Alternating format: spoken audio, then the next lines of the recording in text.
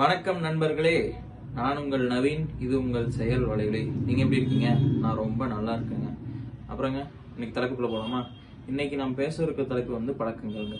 பழக்கங்கள் அப்படிங்கிறது வந்து நம்ம வாழ்க்கையில வந்து ரொம்ப ஒரு இன்றியமையாத இடத்தை பிடிக்கிறதா வந்து நான் வந்து நினைக்கிறேன். சரிங்களா? இப்போ வந்து பழக்கங்களை வந்து என்னோட பார்வையிலிருந்து நான் பார்க்கும்போது ரெண்டா பிரிக்கிறேன். நல்ல பழக்கங்கள், கெட்ட பழக்கங்கள். சரிங்களா? நல்ல பழக்கங்கள் வேணும்னா இப்போ வந்து ஒருத்தரை மகிழ்விக்கிறதா கூட இருக்கலாம். நம்ம உடற்பயிற்சி பண்றது, இந்த மாதிரி நிறைய விஷயங்கள் வந்து நல்ல பழக்கங்களாகும்.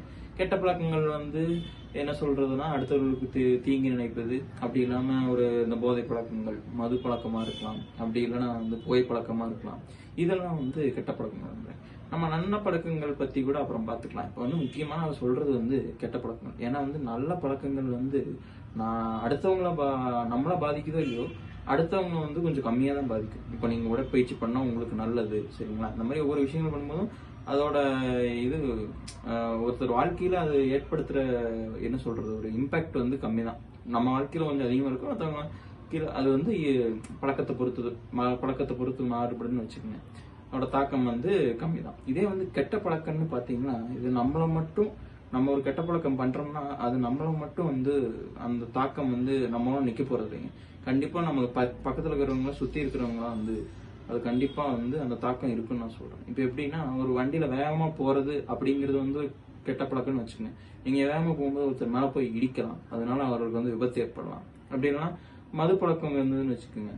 அந்த மது பழக்கத்தினால உங்களுக்கு மட்டும் பிரச்சனை இருக்கும், உங்களுக்கும் பிரச்சனை. உங்களுக்கு வந்து அதிகமான பிரச்சனை, உங்க உடல் உறுப்புகள்ல பிரச்சனை, உங்க ஆயுள் குறையும், உங்க குடும்பத்துல வந்து ஏகப்பட்ட பிரச்சனை, உங்க சுற்றி இருக்கிறவங்களுக்கே ஏகப்பட்ட பிரச்சனைகள். நம்ம மது அருந்திட்டு அந்த சமயத்துல நம்ம ஏதாவது பண்ணுவோம், அது வந்து நம்மள அறியாம நம்ம செய்யறதுதான், சரிங்களா? இதனால வந்து ஏகப்பட்ட பிரச்சனைகள்.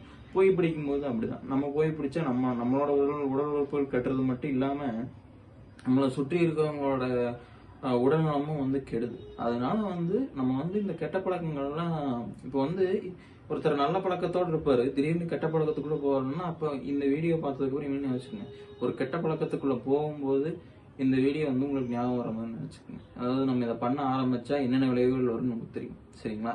அதனால வந்து முடிஞ்ச அளவுக்கு கெட்ட பழக்கத்துக்குள்ள போகாம, நல்ல பழக்கம் பண்றது பண்ணாதது அடுத்ததுங்க. முடிஞ்ச அளவுக்கு கெட்ட பழக்கங்கள் போகாம இருந்தோம்னா தான் அடுத்தவர்களோட வாழ்க்கையில ஒரு தீய தாக்கம் இல்லாம நல்ல தாக்கத்தை வந்து நம்மளால உருவாக்க முடியும்னு நினைக்கிறேன். இது வந்து நமக்கும் நல்லது, நம்ம சமூகத்துக்கு நல்லது. இப்படி ஒரு சமூகம் இருந்தாதான் இதை வந்து அடுத்த கட்டத்துக்கு கொண்டு போக முடியும். இப்ப வந்து இந்த சமூகத்துல வந்து எல்லாம் குடியாகவும், அதாவது வந்து புகைப்பிடிப்பாகவும் இருந்தா அவங்களோட ஒரு செயல்திறன் வந்து பாதிக்கப்படும் நான் நினைக்கிறேன். அந்த செயல்திறனை வச்சு இன்னும் பல நன்மைகளை வந்து இந்த சமூகத்துக்கு நம்மளால செய்ய முடியும், சரிங்களா?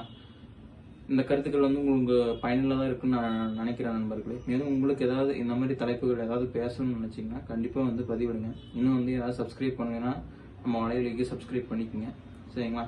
நன்றி நண்பர்களே, மகிழ்ச்சியாக வருவோம்.